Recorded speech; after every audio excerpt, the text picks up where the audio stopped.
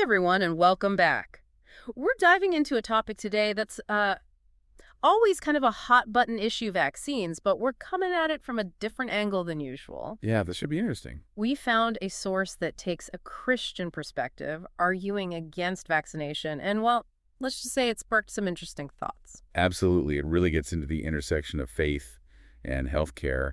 And they don't shy away from making some pretty strong statements. Right off the bat, they jump into this idea of mandatory vaccination and bodily autonomy, not necessarily disagreeing with the science, but saying it steps over the line. Right. And they even connect it to things like assisted suicide being legal, Huh? almost like saying, if you can choose to end your life, why can't you choose what medical procedures you undergo? Exactly. So it's about this idea of bodily autonomy. Maybe we should define that a bit more clearly. Sure. It's essentially the right to make your own decisions about what happens to your body, your health, that kind of thing. And they say mandatory vaccination, kind of throws that right out the window, especially compared to other rights we allow, like even refusing life-saving treatment. It's a tricky balance, right? Individual freedom versus the role of the government in keeping everyone safe. And they don't stop there. They go on to say that parents should be the only ones making medical decisions for their kids, period. Yeah, they suggest the government should only step in after something happens, not try to prevent it with things like vaccines. So it seems like this idea of choice is really central to their argument, which kind of leads us to their next point, that vaccines are just that, a choice, not some pure good. And they're not saying the science is wrong, but that even with effective vaccines, there are risks on both sides taking it or refusing it. They even brought up this thing called the U.S. Vaccine Injury Court. Did you know billions of dollars have been paid out for vaccine injuries? I did, yeah. It's something a lot of folks don't hear about, but it exists for a reason. So are they saying it's like a 50-50 chance of something bad happening either way? Because that doesn't sound quite right. It's more nuanced than that.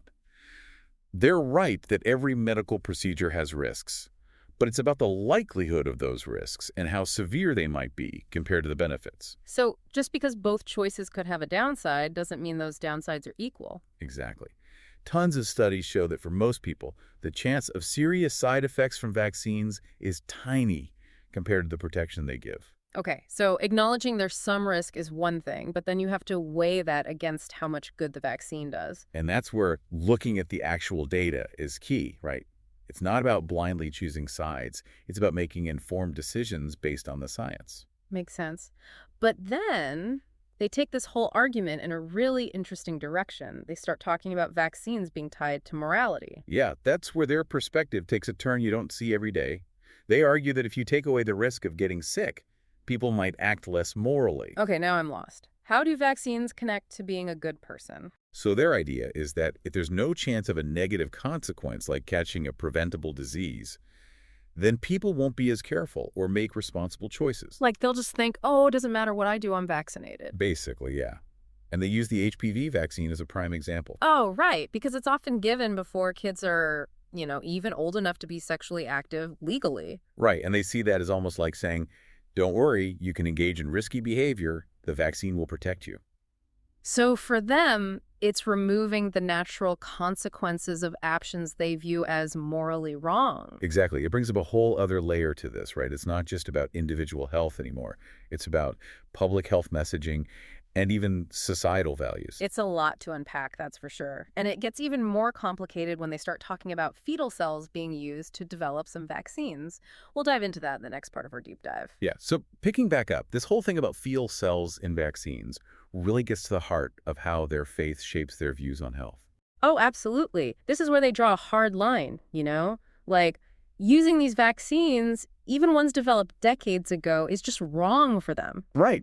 Even morally wrong. They even said it's like akin to cannibalism, which is a pretty intense comparison. Yeah, and it's important to get where they're coming from here. Yeah. It's not just about the vaccine itself, but what they see as supporting a system that goes against their beliefs. Right. It's about the origin of those cell lines, even if they've been grown in labs ever since. Exactly.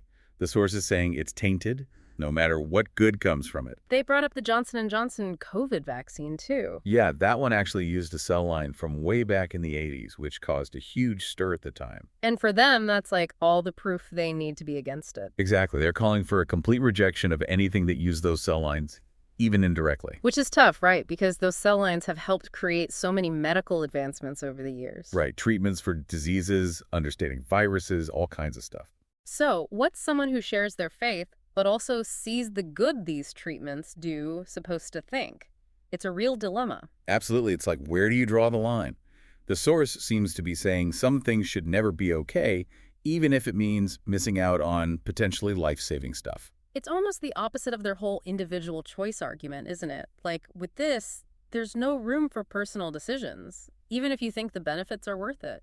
You're right. It's interesting how their stance on this seems to prioritize a collective moral obligation over individual freedom. And if all that wasn't enough, they go even further, saying there might be spiritual consequences too. Yeah, this is where it goes beyond what we can measure scientifically. They're suggesting that having something in your body derived from fetal cells could have effects we can't even see.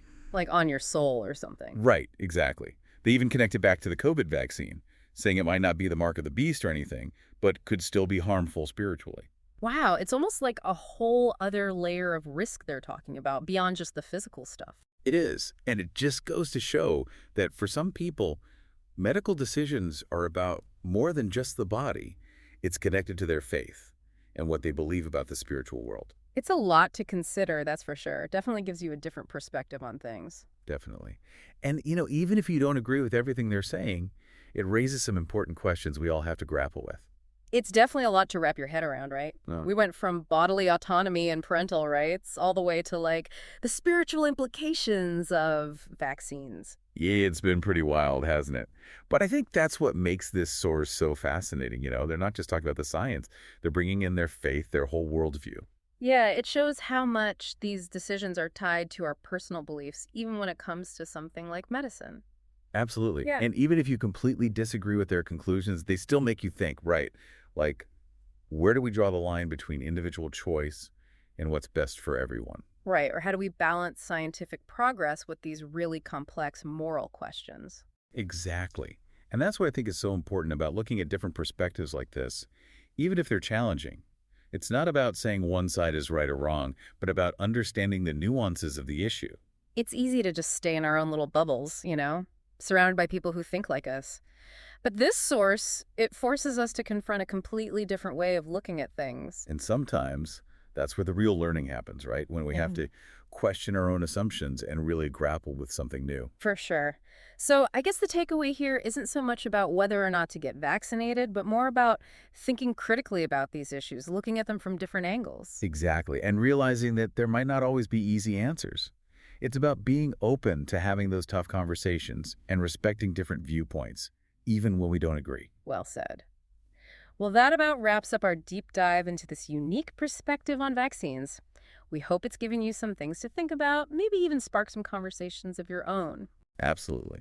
And remember, even if you don't agree with everything you've heard, there's always value in understanding different points of view. That's how we grow and learn.